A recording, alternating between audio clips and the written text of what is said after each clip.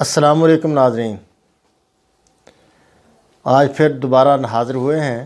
اللہ آپ کو خوش رکھے، اللہ آپ پر آسانیاں کرے،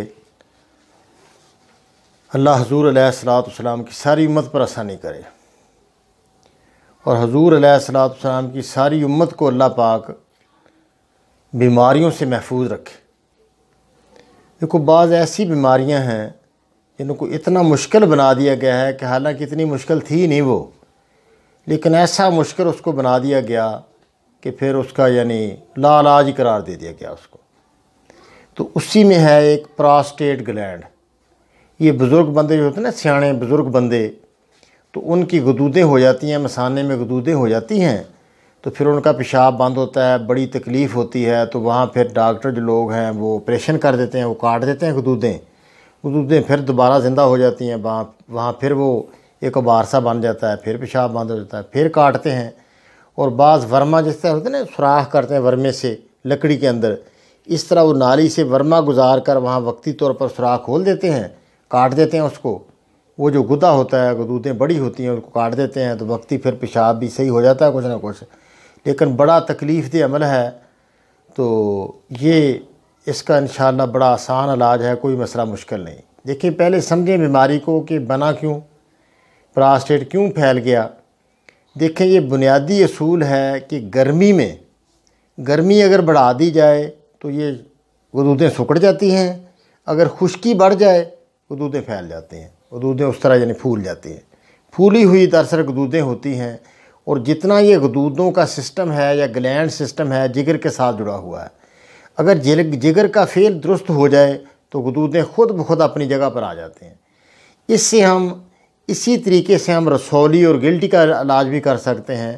جو رسولیاں ہوتی ہیں وہ نرم ہوتی ہیں، اپنی جگہ سے ادھر ادھر ہل جاتی ہیں آسانی سے، اور جو گلٹیاں ہوتی ہیں وہ ہلتی نہیں۔ گلٹیوں کی یہ جو اپنا پراسٹیٹ ہے، یہ بھی ایک گلٹی کی مثال ہے، سخت ہو جاتی ہے وہاں، تو وہ پیشاب کو وہاں بند کر دیتی ہیں، پھر بال کھلتے نہیں، تو یہ مسئلہ ہوتا ہے۔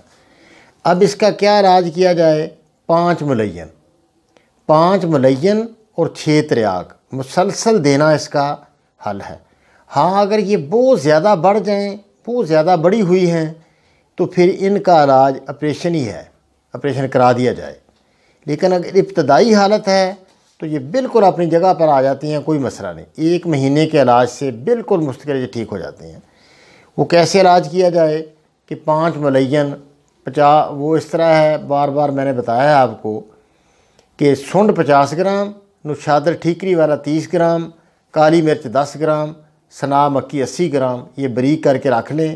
آدھا چمچ صبح دوپہر شام گرم پانی سے دیں، نیم گرم پانی ہو، اور کوئی ترش چیزیں ان کو نہ دیں، مثلا دہی ہے، کھٹی لسی ہے، اچار ہے، پیپسی، کوکا کولا، مرنڈا، اس طرح کی چیزیں جو ہیں نا، یہ نہ ان کو دی جائیں۔ آلو مٹر نہ دیے جائیں، ٹماٹر نہ دیا جائے، کیونکہ تیزاب نہ بڑھایا جائے، بلکہ تیزابی چیزیں روک دی جائیں، اور سبزیاں زیادہ استعمال کی جائیں۔ اور بکرے کا گوشت اگر کھا سکیں تو یہ بھی اچھا ہے، مرغی دیسی کا گوشت بھی کھا سکتے ہیں، تو یہ خوراک دی جائے، اور ترش چیزوں سے پرہیز کیا جائے۔ ہاں، بعض اوقات یہ غدودیں نہیں ہوتی، بلکہ بڑی غلط فہمی ہوتی ہے کہ یہ ہوتی ہے سوزش۔ اگر سوزش ہو تو پھر سوزش کا علاج کیا جائے، جس طرح وہ سوزش کا علاج اپنا ایک سوزش دور کرنے والی چیزیں دی جائیں، مثلا جس طرح سوزاک کی سوزش ہوتی ہے، سوزاک کی سوزش، تو اس کو دور کیا جاتا ہے۔ تو وہ لبان ہوتا ہے، اس میں رال ہوتی ہے، اور اجوین ہوتی ہے، کاسنی ہوتی ہے، کاسنی کے بیج، دھنیا، یہ اس طرح کی چیزیں، اس میں بیروزہ ہوتا ہے، بیروزہ یہ بھی ڈالیں، یہ بھی سوزش اتارنے کے لیے زبردست چیز ہے۔ یہ اگر گدی سوزش ہو تو اس کو اتاریں گے، وہ پراسٹیٹ تو ہوتا ہی نہیں، وہ تو سوزش ہوتی ہے گدی، تو اس میں یہ اگر چیزیں چھوٹا چمچ صبح دوپہر شام دیا جائے، چند دن میں سوز اتر جاتی ہے، بندہ ٹھیک ہو جاتا ہے۔ ہاں، اگر گدودیں پھیل گئی ہیں، کس طرح پتہ چلے کہ گدودیں ہیں یا یہ اپنا سوزش ہے؟ اگر دیکھو زبان سرخ ہے، پیشاب زرد ہے، قدرے بلڈ بھی ہائی ہے، تو یہ پھر گرمی کا مسئلہ ہے، تو وہ ٹھنڈا اس کو سفو جو میں نے بتایا یہ دیا جائے۔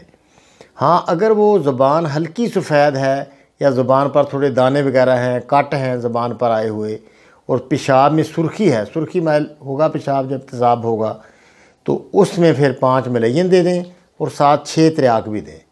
آدھا چمچ صبح دوپہر شام 5 ملین کا دے دیں اور ساتھ 6 تریاک کیا ایک رتی دینا ہے۔ وہ کیا ہوتا ہے کہ آگ کا دودھ 10 گرام اور اپنا ہلدی 150 گرام، یہ بریک کر کے تھوڑا اس کو رگڑائی کریں، پھر آگ کڑھائی میں رکھ کر تھوڑا اس کو بھون لیں، پھر بریک کر لیں، تو ایک چٹکی صبح دوپہر شام اس کی بھی دے دیں۔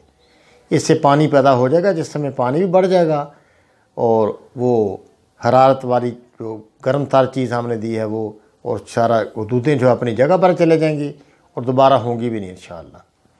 تو یہ اس کا علاج ہے۔ پراسٹیٹ گلینڈ اس کو اکثر کہتے ہیں، بڑی مصیبت والی بیماری ہے، تو اس طرح اس کا علاج ممکن ہے۔ السلام علیکم ورحمۃ اللہ۔